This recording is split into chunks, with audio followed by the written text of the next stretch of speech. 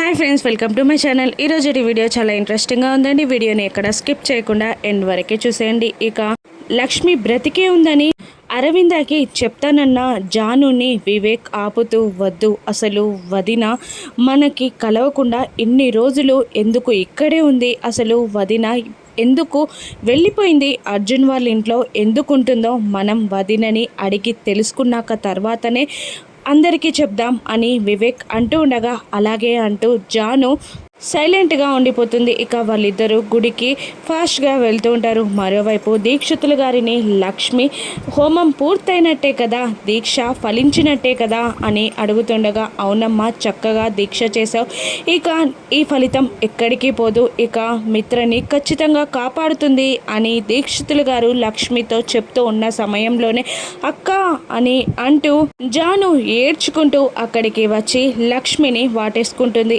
ఇక లక్ష్మి కూడా కన్నీళ్లు పెడుతూ జానుని వాటేసుకుంటుంది. వివేక్ మాత్రం సంతోషంగా లక్ష్మిని చూస్తూ ఉండిపోతాడు. ఇక ఏంటక్క ఇది, ఎక్కడున్నావు ఇన్నాళ్ళు, అసలు మమ్మల్ని బావగారిని వదిలేసి ఎలా వెళ్ళిపోయావక్క, నువ్వు ఇన్ని రోజులు మమ్మల్ని చూడకుండా ఎలా ఉండగలిగావక్క, ఏమైందక్క అసలు అని అడుగుతూ ఉంటుంది జాను లక్ష్మిని. ఇక మిమ్మల్ని బావగారిని చూడకుండా నేను ఉండలేను, కానీ నేను అలా ఉండడానికి ఒక కారణం ఉంది, అయినా నువ్వెలా ఉన్నావు జాను అని అడుగుతూ ఉంటుంది లక్ష్మి. ఇక నువ్వెలా ఉన్నావక్క అని జాను అడుగుతుండగా, బాగానే ఉన్నాను అని లక్ష్మి అంటుండగా, నేను మాత్రం బాలేనక్క, నువ్వు నా జీవితంలో లేకుంటే నేను ఎలా ఉంటానో నీకు తెలియదక్క, నేను చాలా కష్టాలు అనుభవించానక్క అని జాను అంటుండగా, నాకు తెలుసు, నేను నీ జీవితం నుండి వెళ్ళిపోయాక నీ జీవితం నిండా కష్టాలు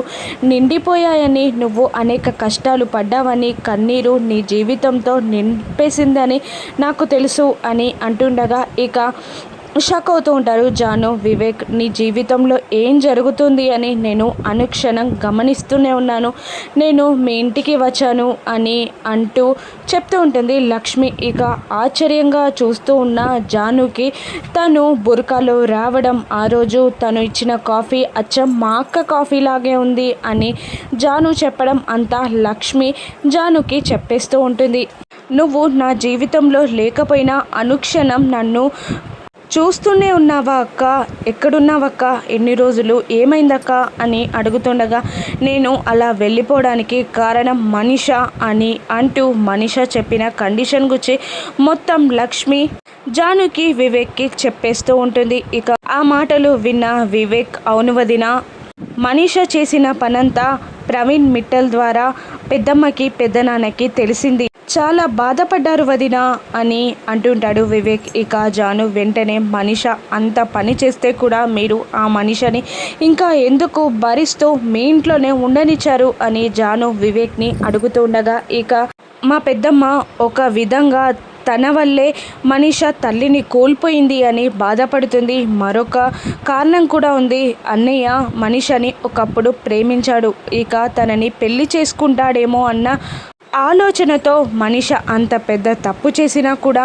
మా పెద్దమ్మ భరిస్తుంది అని అంటూ ఉంటాడు వివేక్. ఇక జాను వివేక్లు ఇలా అడుగుతుంటారు లక్ష్మిని, అయినా మీరు అర్జున్ వాళ్ళ ఇంట్లో ఎందుకో ఉన్నారు, అర్జున్ ఇంట్లో ఉండడానికి కారణం ఏంటక్క అని జాను అడుగుతుండగా, ఇక ఏ దిక్కు లేకుండా గాలిపటంలా ఎగిరిపోతున్న నా జీవితానికి ఇక అర్జున్ గారు సహాయం చేశారు, ఎటు వెళ్ళని స్థితిలో ఉండిపోయిన నాకు అర్జున్ గారు ఆశ్రమే ఇచ్చారు, ఇక వాళ్ళ కంపెనీలోనే జాబ్ చేసుకుంటూ జున్నుని పోషించుకుంటున్నాను అని లక్ష్మి అనగానే, ఇక జున్ను అని షాక్ అవుతూ ఉంటుంది జాను. అవును, నాకు మిత్రకి పుట్టిన బాబే జున్ను, మిత్ర గారి రక్తం పంచుకొని పుట్టిన ఆ కుటుంబ వారసుడు అనగానే, ఇక జాను వివేక్లు ఇద్దరు సంతోషపడుతూ ఉంటారు. ఇక పదక్క ఆ మనిష సంగతి చెప్దాం, ఇక మిత్ర గారిని అరవింద అత్తేని కలుద్దాం పదక్క అని జాను వివేక్లు అంటుండగా, వద్దు, ఇక నేను అలా వెళ్ళిపోవడానికి మిత్ర గారు అరవింద్ అత్తయ్య ప్రాబ్లమ్స్లో పడిపోతారనే కారణం. ఇప్పుడు నేను వస్తే మనిష అనుకున్నదంతా చేస్తుంది. మళ్ళీ మీ బావగారు అత్తయ్య ఇద్దరు ప్రాబ్లమ్స్లో పడిపోతారు. నా త్యాగానికి అర్థం లేకుండా పోతుంది. అందుకే ఇప్పుడు కాదు అని లక్ష్మి అంటుండగా, ఎప్పటికీ ఇలాగే ఉండిపోతావా అక్క అని అంటూ ఉంటుంది జాను. ఇలా ఉండిపోతానని నేను చెప్పలేను, కానీ ఇక ప్రాబ్లం సాల్వ్ అయ్యే వరకు నేను బ్రతికున్నానని కానీ ఇక్కడే ఉన్నానని కానీ ఎవరికైనా చెప్పారంటే నేను చచ్చినంత ఉట్టే అని అంటూ లక్ష్మి తనపై ప్రమాణం చేసుకుంటుంది. ఇక దాంతో జాను వివేక్ ఇద్దరు షాక్ అవుతూ ఉంటారు. ఇక లక్ష్మి మళ్ళీ దీక్షితులు గారిని ఇలా అడుగుతూ ఉంటుంది, హోమం పూర్తయినట్టే కదా అని లక్ష్మి అడుగుతుండగా, పూర్తయినట్టే కనమ్మా, నువ్వు ఈ హోమంలో విభూదిని తీసుకెళ్ళి నువ్వే స్వయంగా మిత్ర నొదుటిన పెట్టాలి, ఇంకా కంకణం కూడా కట్టాలి అని అంటూ ఉంటారు దీక్షితులు. అలా చేస్తేనే గండం తప్పిపోతుంది, నీ దీక్ష కూడా ఫలిస్తుంది అని అంటుండగా, ఎలా దీక్షితులు గారు అలా నేను స్వయంగా పెట్టడం అని లక్ష్మి అంటూ ఉంటుంది.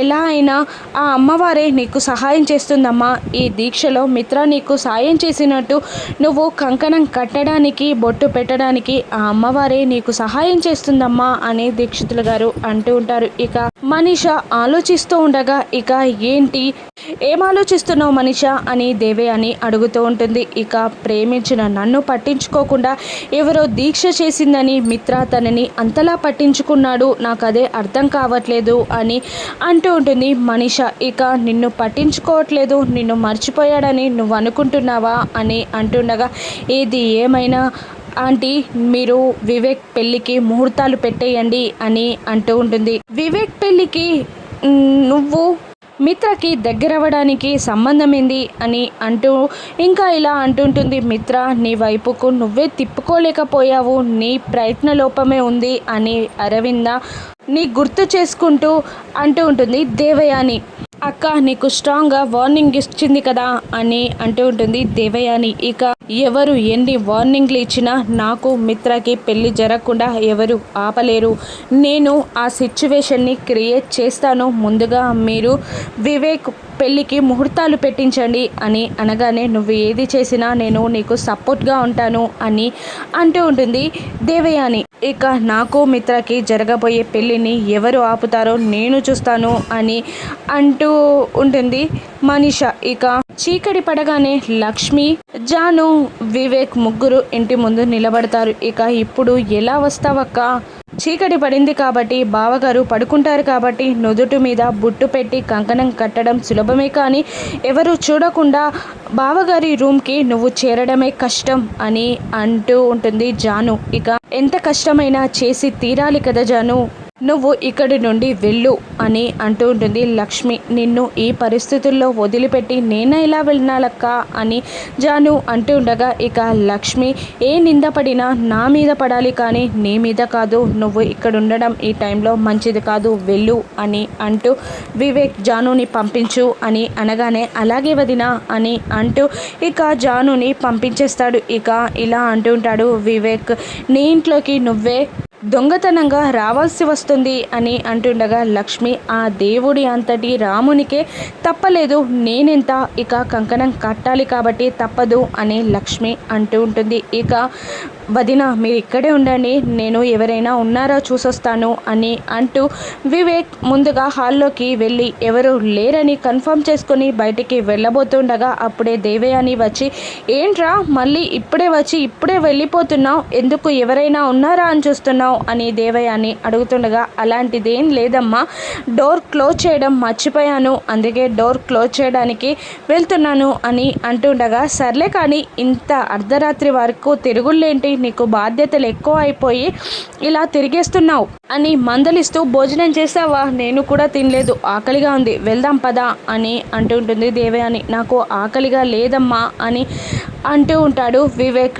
నీకు ఆకలి లేదంటే నేను నమ్మాలా, వెళ్దాం పదా అని కసురుతూ ఉంటుంది దేవయాని. ఇక నువ్వు వెళ్ళి వడ్డించమ్మా, ఇప్పుడే వస్తాను అని అంటూ మళ్ళీ వివేక్ లక్ష్మి దగ్గరికి వచ్చేస్తాడు. ఇక వదిన మా అమ్మ పడుకోలేదు, ఇంకా హాల్లోనే ఉంది, భోజనం చేస్తుంది, నేను ఒక పని చేస్తాను, వెళ్ళి మెయిన్ ఆఫ్ చేస్తాను, ఇక ఆ చీకట్లో ఎవరు చూడకుండా నువ్వు పరిగెత్తుకొని అన్నయ్య రూమ్లోకి వెళ్ళి బొట్టు పెట్టి కంకణం కట్టేసి తిరిగి వచ్చేయి అని అంటుండగా అలాగే అని లక్ష్మి అంటుంది. కానీ వదిన ఇక చుట్టుపక్కల కరెంట్ లేదు కాబట్టి ఇక అమ్మ వాళ్ళకి ముందుగా మెయిన్ ఆఫ్ చేశారా అని డౌట్ వస్తుంది, వాళ్ళు వచ్చి మెయిన్ ఆన్ చేసే లోపు నువ్వు వచ్చేయాలి అని అంటుండగా సరే వివేక్ అని అంటూ లక్ష్మి వెళ్ళడానికి ప్రయత్నిస్తుండగా ఇక వివేక్ మెయిన్ ఆఫ్ చేసేస్తాడు. ఇక లక్ష్మి పరిగెత్తుకుంటూ పైకి వెళ్తుండగా దేవే అని లక్ష్మిని చూసేసి ఎవరు ఎవరు అని అరుస్తున్నా కూడా ఇక లక్ష్మి ఆ చిక్కట్లోనే పరిగెత్తుకుంటూ పైకి వెళ్ళిపోతుంది. ఇక